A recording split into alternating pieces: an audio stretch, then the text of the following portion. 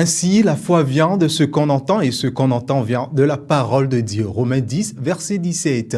Très heureux de vous retrouver pour ce nouveau mois, pour ce tout premier flash d'information de la semaine. À toutes et à tous, bonjour. L'actuel ministre de l'économie et des finances, Romuald Wadaï, le candidat unique de la mouvance présidentielle, pour la présidentielle de 2026, par des communiqués officiels, les hautes instances des partis Union progressiste, le Renouveau et le Bloc républicain ont annoncé hier qu'ils ont porté leur choix sur lui. Un choix approuvé par le président sortant Patrice Talon, qui a d'ailleurs félicité les deux partis âgés de la cinquantaine environ. Il est à noter que Romuald Wadaï travaille aux côtés du président Talon depuis le 7 avril 2016 avec la formation de son premier gouvernement. Le président Édouard Locaux de la Haute Autorité de l'Audiovisuel et de la Communication a reçu vendredi dernier l'ambassadrice du Royaume de Belgique près le Bénin, Sandrine Plateau. Le renforcement de la coopération entre la HAC et le Conseil supérieur de l'Audiovisuel de Belgique, ainsi que le rôle essentiel des médias dans la production d'informations de qualité était au cœur des échanges. L'ambassadrice a par ailleurs salué les efforts de la HAC dans l'encadrement du secteur. Et puis on parle ecclésial dans ce flash à l'église de la mission évangélique des Gagneurs d'âme de Porte-Novo. Les fidèles ont vécu ce dimanche de profonds moments de louange et d'adoration. Une musicalité rythmée d'abord par des sonorités folkloriques avant de basculer dans une atmosphère de recueillement.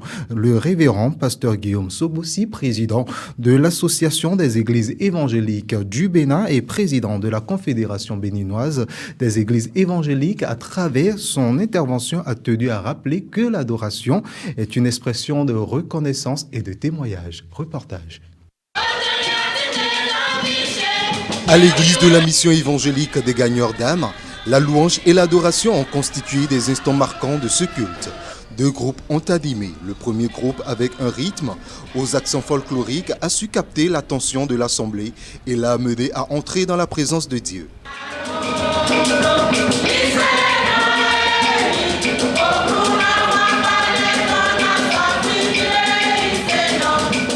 À sa suite, la continuité s'est faite avec le groupe musical. Ceux-ci ont conduit les fidèles dans une adoration intense. L'église tout entière s'est laissée porter par les chants et dans un profond recueillement. Le peuple de Dieu, les mains levées, élevait des prières vers le ciel. Sortis de ce culte, le cœur joyeux, les uns et les autres partagent ce qu'ils ont vécu pendant ces moments. Les moments d'adoration sont des moments forts, des moments puissants, des moments où Dieu manifeste sa gloire. C'est des moments où on sent qu'il y a un transfert entre tout ce qui se passe dans le ciel vers la terre. On sent la présence de Dieu, la manifestation de l'Esprit Saint. Et c'est un moment où Dieu descend et opère beaucoup de miracles.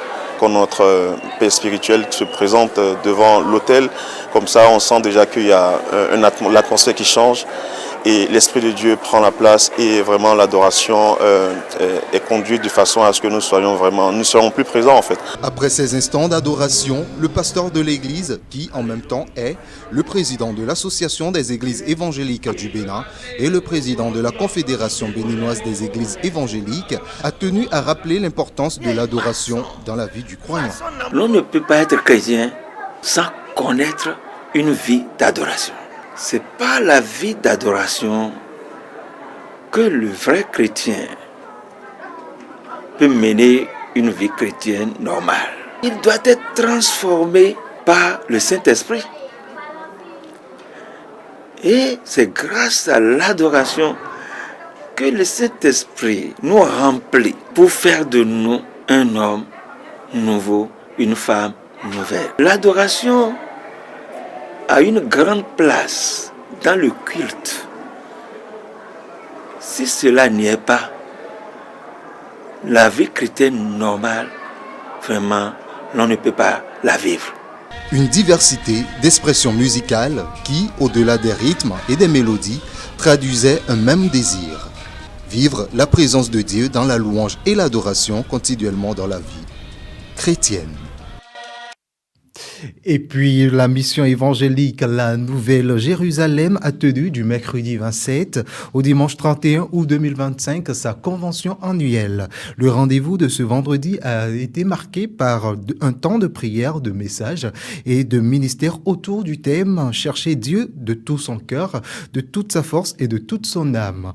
Une équipe de la télévision a suivi donc ce programme et vous en livre la substance. Comme chaque année, la convention de la mission évangélique, la Nouvelle Jérusalem, rassemble les fidèles dans un cadre de communion et d'édification.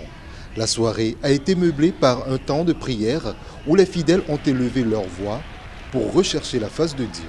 Au cœur du programme, l'homme de Dieu invité à développer le thème « Chercher Dieu de tout son cœur, de toute son âme et de toute sa force ».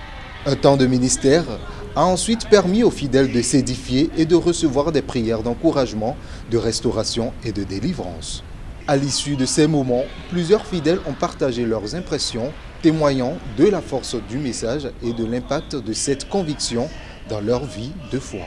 Mes impressions, elles sont très bonnes, elles sont merveilleuses. Nous sommes très contents d'abord de participer à cet événement de grande envergure qui réunit toutes les églises de la Nouvelle Jérusalem.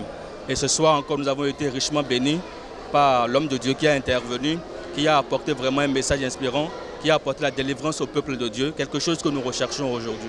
Parce que sans la présence de Dieu dans notre vie, nous ne pouvons pas impacter ce monde. Nous sommes dans le monde puissant. Et c'est vraiment ceux qui sont vraiment puissants en Dieu qui pourront donc prendre possession de ce monde. On rend grâce à Dieu de ce que vraiment sa présence a été manifeste. Et puis, on a senti réellement qu'il s'est manifesté. L'évangéliste invité a résumé l'essentiel du thème, rappelant que Dieu exige persévérance et encouragement. Premièrement, il n'y a que Dieu et Dieu seul qui détient la vie, ce que le monde n'a pas toujours compris et certains encore dans l'Église ne sont pas conscients de cela. Et le deuxième point, il faut que le chrétien soit véritablement actif dans la recherche de Dieu, qui cherche Dieu avec son cœur, son âme et puis sa force. Le troisième point, celui qui cherche Dieu constamment a des récompenses, la prospérité, la paix et l'abondance. Le pasteur principal est revenu sur la portée de cette convention, insistant sur son rôle dans l'édification spirituelle et la consolidation de la vision de l'Église. Aujourd'hui, les gens adorent Dieu sans le connaître. Ils adorent Dieu, mais ils ne connaissent pas ce Dieu-là qu'ils adorent. Et étant donné qu'ils n'ont pas connu ce Dieu-là, leur comportement et la manière dont on doit adorer Dieu et aussi les bénéfices qui doivent en découler ne sont pas au rendez-vous. Donc il faut que l'homme connaisse réellement ce Dieu créateur du ciel et de la terre, qu'il le connaisse afin qu'il puisse quand même en bénéficier. Cette convention annuelle reste un rendez-vous majeur pour l'Église, un moment de ressourcement et d'engagement renouvelé envers Dieu. Et puis on parle sport pour clore ce flash d'information. Le Maroc a remporté son troisième record au championnat d'Afrique des Nations à Nairobi au Kenya ce samedi 30 août 2025. Il devient ainsi la première nation à gagner 3 fois la compétition, avec un score de 3 buts contre 2 face à Madagascar. Les Lions de l'Atlas, champions en 2008 et en 2020, ont été mis à l'épreuve après l'entrée fracassante des Malgaches. Ces derniers ont ouvert le score après seulement 9 minutes de jeu grâce au but de Manhad Soa. Voilà, j'y arrive. Mais cet enthousiasme est très vite rattrapé avec la technicité des Marocains. Dès la 27e minute, Youssef Meri, meilleur passeur de la compétition, a inscrit le but marocain du tournoi, et ceci avant que l'équipe ne terrasse Madagascar grâce à un doublé de leur attaquant star Ousmane Lamlioui. Il faut dire donc que le Maroc va accueillir la prochaine Coupe d'Afrique des Nations en décembre 2025. Et voilà donc qui vient refermer ce flash d'information. Merci de nous avoir suivis. Continuez de nous suivre sur nos canaux digitaux YouTube, Facebook, TikTok et Instagram. Très bon début de mois à chacun et à tous et que Dieu vous bénisse.